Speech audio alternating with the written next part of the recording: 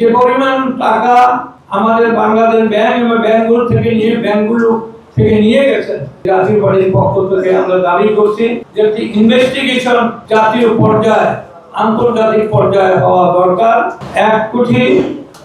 140 কোটি ভর্তুকি ঋণ যেটা তারা এর আগেই ইউনুস সরকার গ্রহণ করে গেছেন এবং সে টাকা কোথায় গেছে এটার হিসাব তারেক রহমান সাহেবের সরকার দিবেন। কিন্তু একটা লুটপাটের সময় গেছে।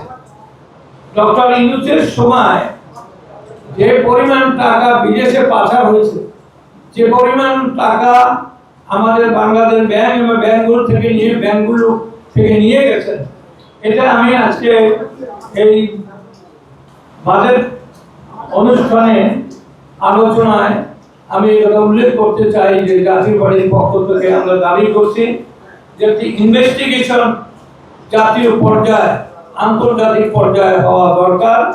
কারণ তারা এসে যে উন্নয়নমূলক কাজ করে নেয়, দেশের কোনো মানুষের উপকার করে নেয়, বরং তারা এই 640 জন শিশু তারা এই যে মারা গেল হামে, এইটা টিকা তারা কিনলো না, এটার টাকা ছিল, এই টাকাগুলো গেল কোথায়?